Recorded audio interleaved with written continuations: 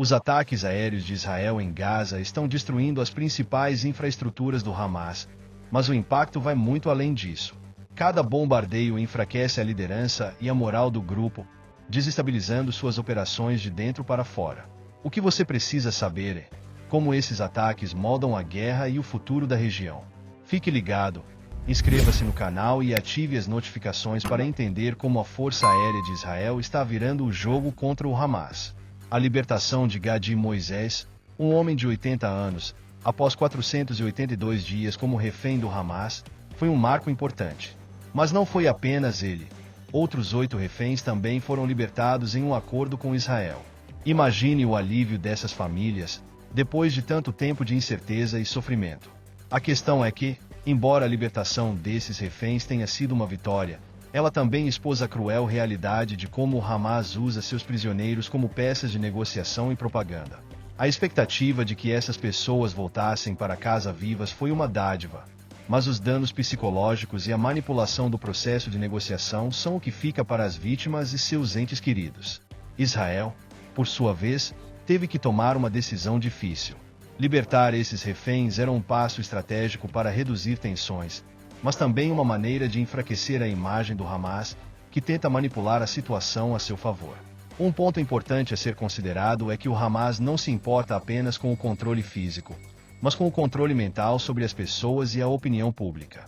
Isso se reflete nas cenas de propaganda que foram amplamente divulgadas, onde os reféns são forçados a acenar para a câmera, em um gesto que parecia mais uma manipulação do que uma real expressão de liberdade. E é aí que a operação de Israel entra como um jogo de xadrez militar. Enquanto o Hamas tenta usar seus reféns para seus próprios fins, Israel também traça suas jogadas, intensificando os ataques aéreos e destruição de alvos estratégicos. Essa troca de jogadas e contra-jogadas entre os dois lados revela não apenas a brutalidade do conflito, mas também a sofisticação das estratégias empregadas em cada movimento. E, claro, a história de Gadi Moisés não é a única. O saldo de reféns libertados é uma lembrança de que a guerra não é apenas uma batalha de força, mas também de inteligência e psicologia. O uso de reféns como ferramenta de propaganda pelo Hamas é uma das táticas mais insidiosas do grupo. Após a libertação de prisioneiros como Gadi Moisés, vídeos começaram a circular, mostrando esses reféns sendo forçados a acenar para a população. À primeira vista, pode parecer um simples gesto de despedida, mas ao analisar o contexto, fica claro que isso é parte de uma estratégia para manipular a opinião pública. O Hamas sabia muito bem que imagens como essa seriam usadas para reforçar sua narrativa de resistência e sofrimento. Eles querem mostrar ao mundo que, apesar da pressão israelense, eles ainda têm poder sobre as vidas de civis. Essa propaganda não é apenas uma tentativa de ganhar apoio local, mas de criar uma impressão no cenário internacional. Ao forçar os reféns a aparecer em público, o Hamas tenta humanizar sua causa, transformando-se na vítima frente aos olhos de quem observa de longe. Mas, claro, o problema aqui é que essas ações são feitas sob coerção. Os reféns não estão atuando de boa vontade, mas são forçados a representar um papel que não escolheram. Esse tipo de manipulação não é algo novo em conflitos de longa duração, mas o uso intensivo de mídias sociais e outras plataformas digitais tornou essa propaganda ainda mais poderosa e abrangente. Israel, por sua vez, tem que lidar com as consequências dessa manipulação. Embora muitos possam ver os vídeos e sentir compaixão pelos reféns, é essencial que a comunidade internacional compreenda que o Hamas não está apenas jogando uma batalha militar. Ele está jogando uma guerra de percepções. Cada imagem, cada gesto forçado, tem como objetivo reforçar a ideia de que o grupo tem o controle da situação e que, apesar das derrotas militares, eles continuam sendo os protagonistas do conflito. E essa manipulação mental não deve ser subestimada, pois ela afeta tanto o moral das forças de combate quanto a opinião pública. No entanto, essa guerra psicológica não pode ser sustentada apenas com vídeos e imagens.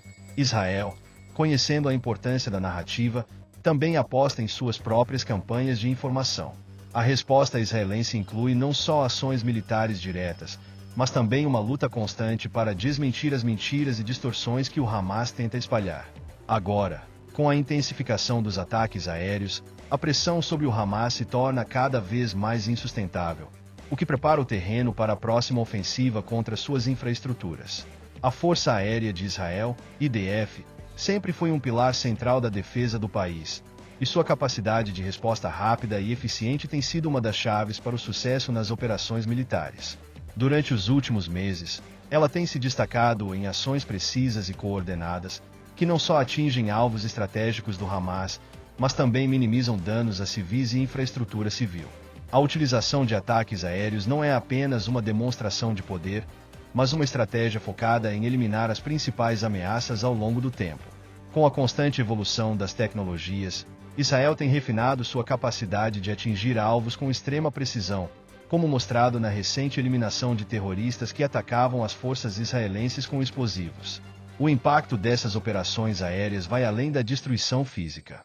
Ao eliminar líderes do Hamas, militantes e infraestrutura de suporte, Israel está criando um vácuo de liderança e enfraquecendo a capacidade operacional do grupo terrorista.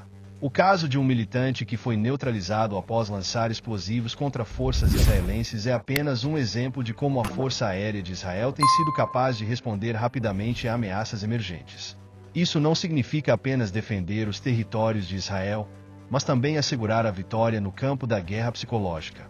Quando um alvo estratégico é destruído, isso não só enfraquece o Hamas fisicamente, mas também transmite uma mensagem de vulnerabilidade. Esses ataques, porém, exigem mais do que apenas poder militar. Cada operação é meticulosamente planejada, levando em consideração não apenas os alvos, mas também as consequências políticas e diplomáticas de tais ações. Israel sabe que, embora cada vitória militar seja importante, a manutenção do apoio internacional e a preservação de sua imagem no cenário global também são fundamentais. Portanto, a precisão e a eficiência são as palavras-chave. Ao mesmo tempo, Israel sabe que não pode parar por aí. É necessário continuar a pressionar e enfraquecer o Hamas, para que ele não tenha a chance de se reorganizar ou continuar sua propaganda. Os ataques coordenados realizados pelas forças israelenses têm sido um elemento crucial para a intensificação da pressão sobre o Hamas. Esses ataques não são apenas uma sequência de bombardeios aleatórios, mas sim operações planejadas com precisão, envolvendo múltiplas frentes e diferentes tipos de ataques. Quando falamos de coordenação, estamos falando de uma ação orquestrada entre a Força Aérea, os serviços de inteligência e as unidades de operação em campo, tudo em tempo real. Com isso, a IDF, Forças de Defesa de Israel, tem sido capaz de realizar ataques aéreos e terrestres simultâneos, maximizando o impacto e dificultando a reação do inimigo. Por exemplo, em uma recente ofensiva contra o Hamas, cerca de 10 terroristas foram mortos em uma operação bem coordenada. Esses ataques foram direcionados a células terroristas, grupos de militantes e infraestruturas que apoiavam o grupo. Não se tratou apenas de destruir um armazém de armas, mas de atacar a própria rede de operações do Hamas. Isso mostra como Israel tem sido eficaz em desmantelar a organização terrorista de forma estratégica, um movimento importante para enfraquecer suas capacidades operacionais e criar um impacto psicológico significativo. No entanto, ataques coordenados não são isentos de desafios. A complexidade de se manter uma operação tão bem sincronizada exige uma combinação de habilidades militares, inteligência estratégica e, claro, um controle muito rigoroso sobre os alvos e os momentos certos para atacar. Cada movimento é pensado para garantir que os danos sejam maximamente eficientes e ao mesmo tempo minimizar as vítimas civis, algo que Israel tem se esforçado para conseguir, apesar das dificuldades e da natureza do conflito. E ao olhar para o futuro, fica claro que esses ataques coordenados são apenas um capítulo de uma estratégia muito mais ampla para derrotar o Hamas. A eliminação de líderes do Hamas é uma das ações mais impactantes e significativas realizadas pela Força Aérea de Israel. Líderes como o vice-chefe militar Marwan Issa e o comandante Mohammed Deif têm sido alvos prioritários da IDF, pois são considerados figura-chave para a estrutura do Hamas. A morte de um líder não apenas remove uma peça fundamental do tabuleiro, mas também causa um efeito dominó dentro da organização, enfraquecendo suas operações e sua moral. Quando essas figuras são eliminadas, cria-se uma lacuna de liderança que pode levar a ineficiências e falta de coordenação entre os membros restantes. O impacto dessas mortes não pode ser subestimado. Por exemplo, a morte de Marwan Issa, que foi um dos principais comandantes militares, abalou significativamente as linhas de comando do Hamas.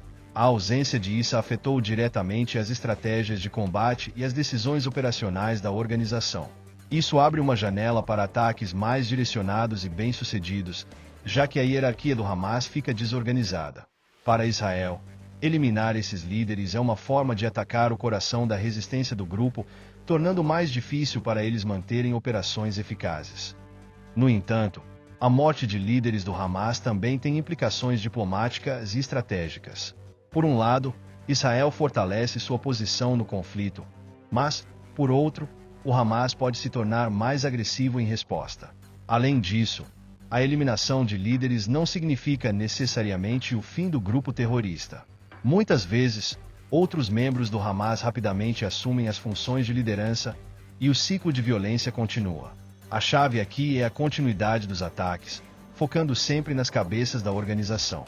Agora, com a morte de Mohammed Deif sendo confirmada após meses de negações, fica claro que a IDF não vai cessar até que o Hamas seja completamente desmantelado.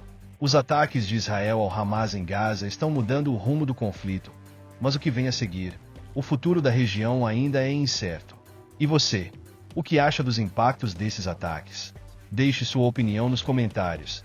Inscreva-se no canal e ative as notificações para acompanhar cada novo capítulo dessa história.